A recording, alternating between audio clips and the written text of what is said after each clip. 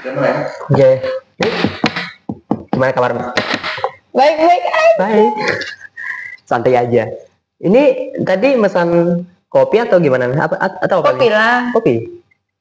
Aku mesan apa tadi ini, Bi?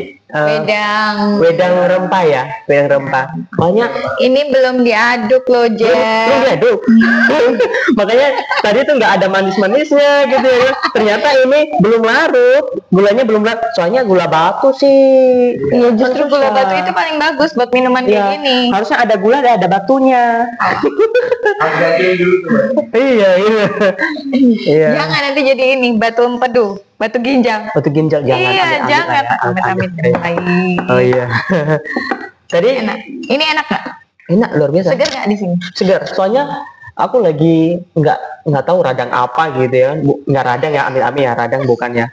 Mungkin karena kayak gatal-gatal gitu di bagian kerongkongan ini kayak gatal-gatal gitu, dan kemudian menghasilkan batu. Jadi batunya nggak berdahat gitu loh. Batu kering Ya di sini ya. Padahal baru aja kemarin habis sembuh dari flu, kemudian sempat pilek gitu loh, Pi. Pilek itu loh. Bapak ini nggak bisa ngomong sih. Dia yang grogi. Di depan mau dia grogi. Iya. Gimana, Jen? Jadi seharian nih ngapain? Kami kerja lah. Kerja di mana? Hah? Di gereja. Di gereja. Kamu seharian ngapain? Tadi pagi kerja. Karena hari Sabtu kan. Pulangnya lebih awal. Iya dia. Jam 1:30 tadi pulang. Ya biasalah, kalau nggak kerja kita makan apa kan? Kayak gitu. Jadi harus kerja selagi masih kuat, selagi masih muda ya. Jadi kita manfaatkan waktu itu untuk produktif. Apapun dikerjakan, yang penting halal ya. Jadi anak-anak muda nggak boleh males. Iya, betul. Ingat loh kata-kata Mami, anak-anak muda nggak boleh malas.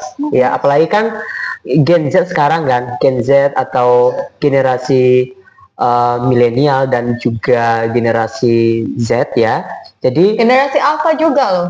Alpha ya. Iya. Nah, jadi mereka cenderung malas, kemudian manja. Kenapa sebenarnya? Karena pengaruh media sosial. Itu pertama, pengaruh lingkungan, dan kemudian ada juga peranan dari orang tua harusnya. Jadi mereka nggak dari kecil anaknya itu dibiarkan, dimanjain. Harusnya kan orang tua orang tua itu harus ngontrol, memanage waktu anaknya, karena anak nggak bisa ngatur waktunya. Tapi orang tua, selaku orang tua harus bisa memanage waktu anaknya, kapan main game, kapan belajar. Nah, kalau Mami sendiri untuk ngajarin Ciara, kalau Mami beda sama Papi. Kalau Papi dulu ya, dari segi Papi dulu. Kalau Papi itu melatih Ciara itu untuk mandiri. Mandiri itu apa-apa makan sendiri, ya kan, mandi sendiri, nyiapin semuanya sendiri, jadwal sendiri gitu. Tapi kalau Mami, sudut pandangnya Mami beda, karena anak-anak itu kan punya golden age-nya ya, maksudnya golden period-nya gitu loh. Jadi bagi Mami usia ini nggak akan keulang lagi.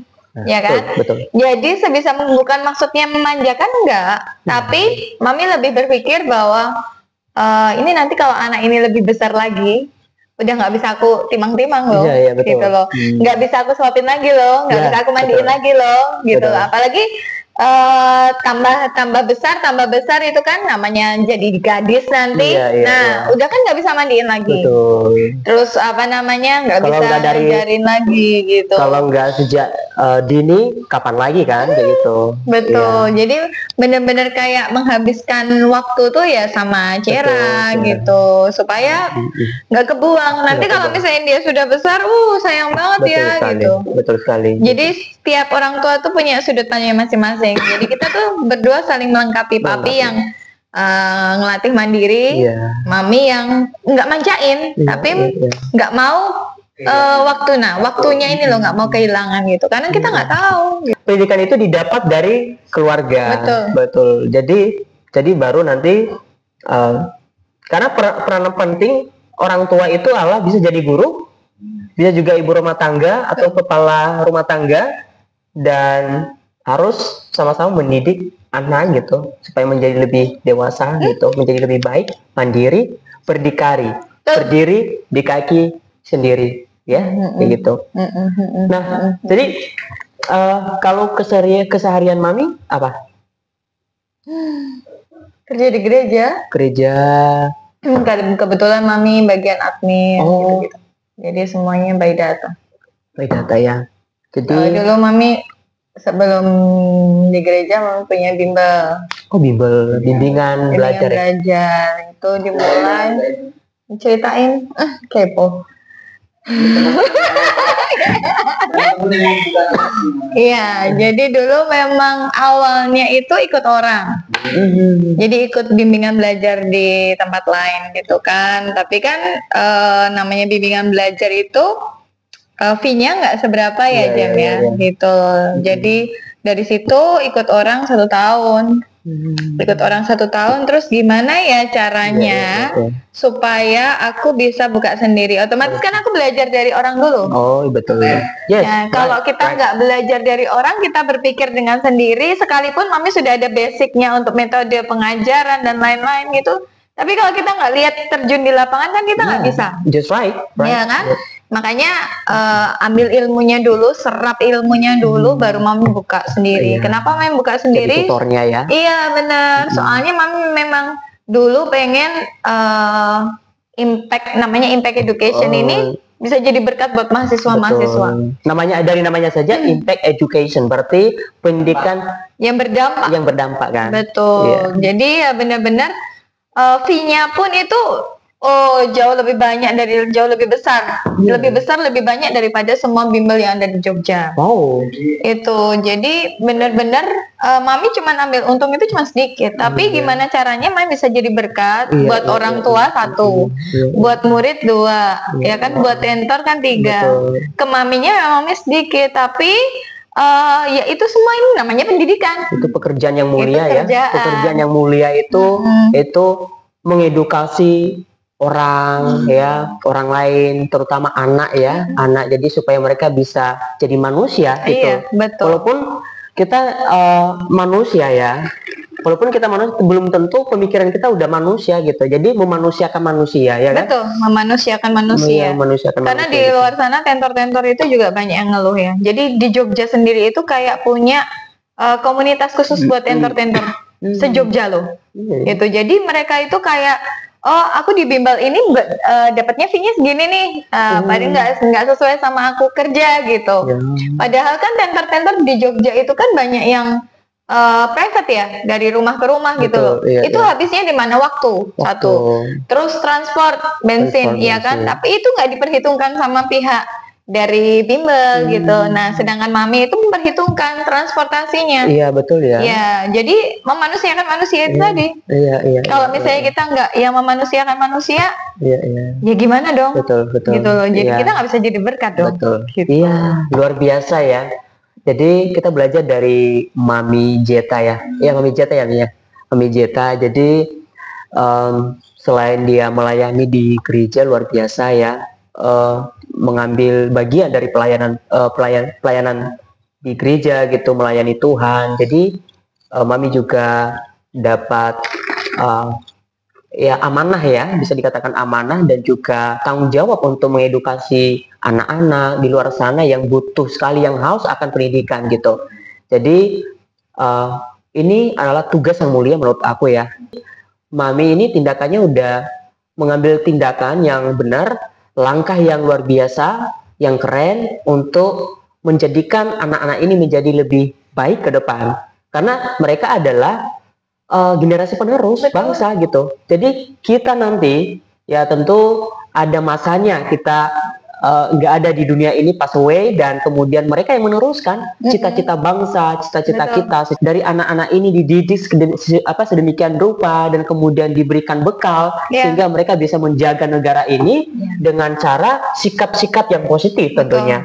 Dan sehingga tidak mudah pihak lain atau pihak luar diombang-ambing oleh negara lain gitu. Jadi kita punya pendirian.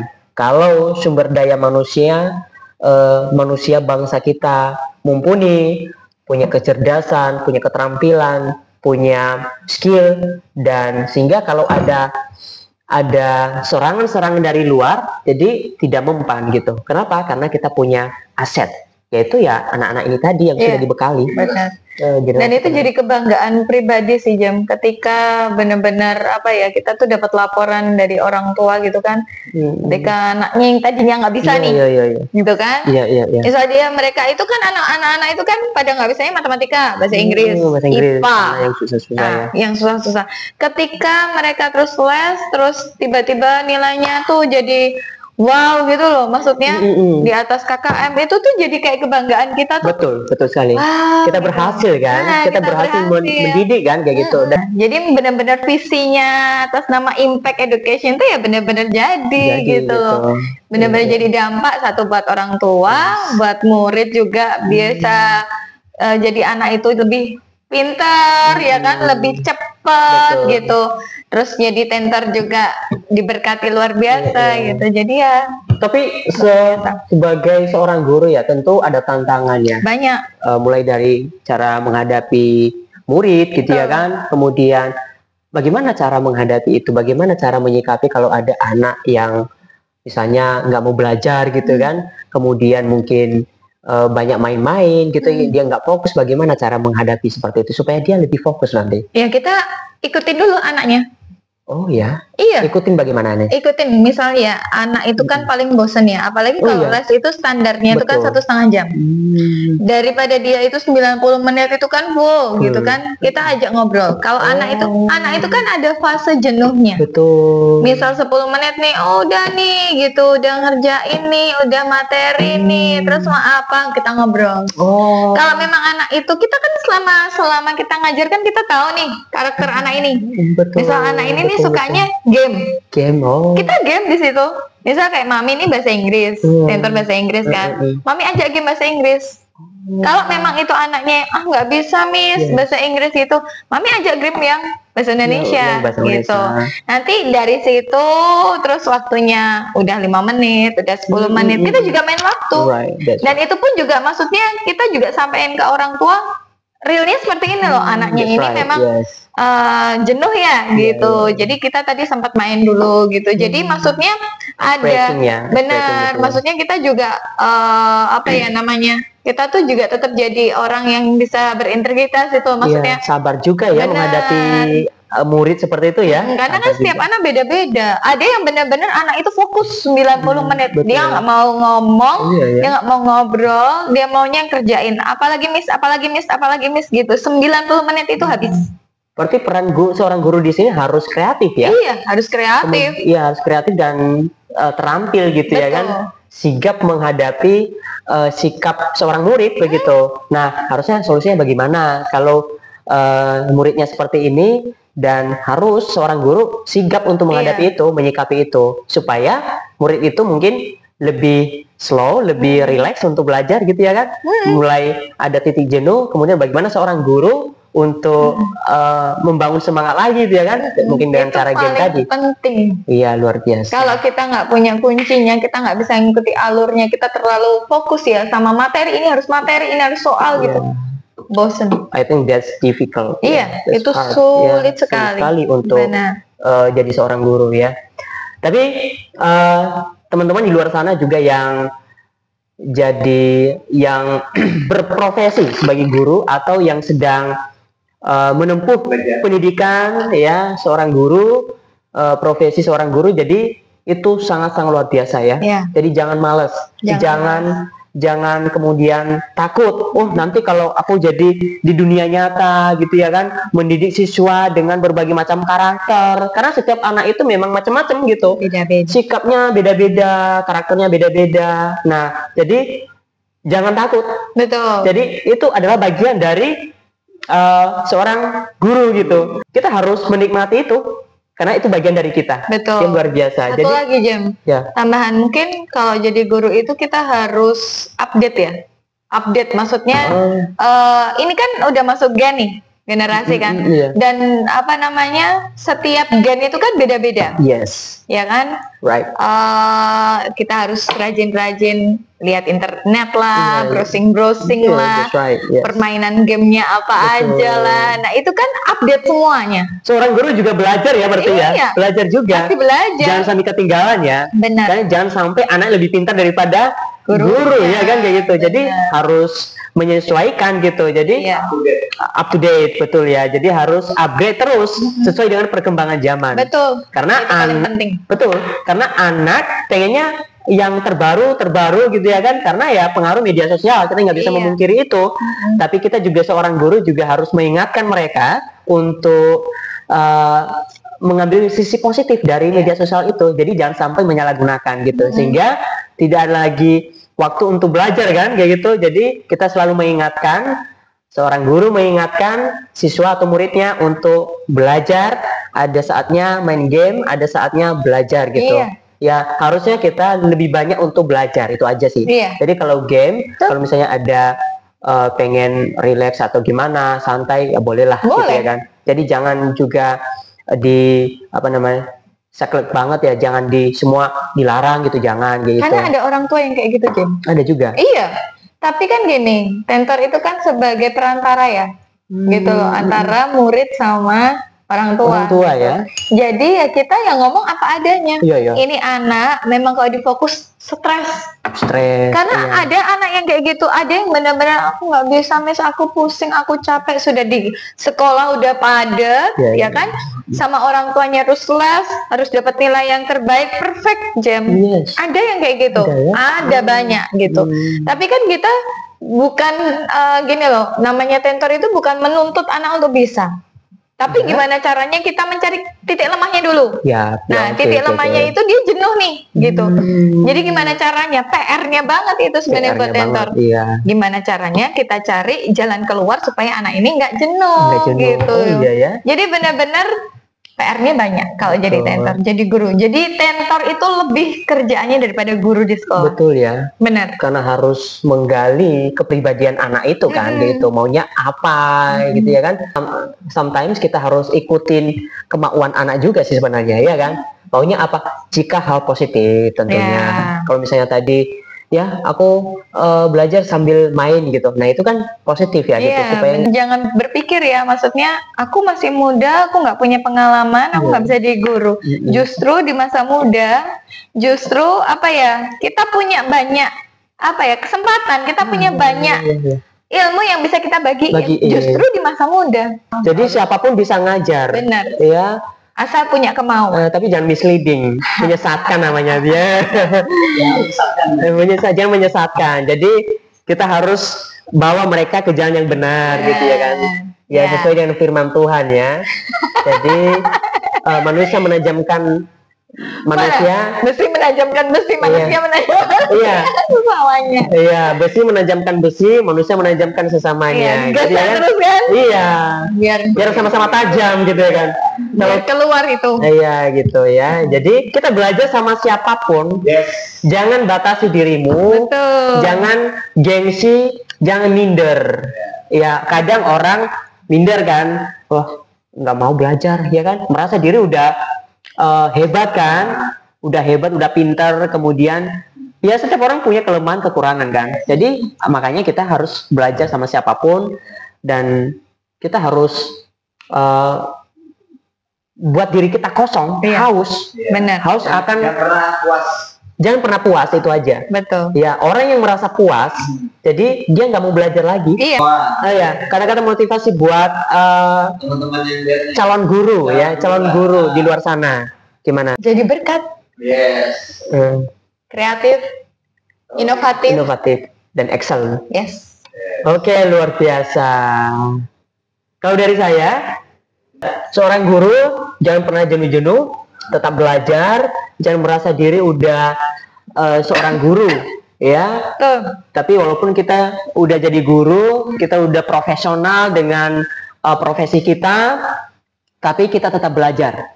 Tuh. Ya. Karena dunia semakin maju, bukan semakin mundur, Betul. ya, tapi semakin maju. Nah, jadi kita juga pemikiran kita pengetahuan kita juga kita upgrade terus agar menjadi guru yang profesional, guru yang excellent, dan guru yang inovatif. Yes. Terima kasih. Oke.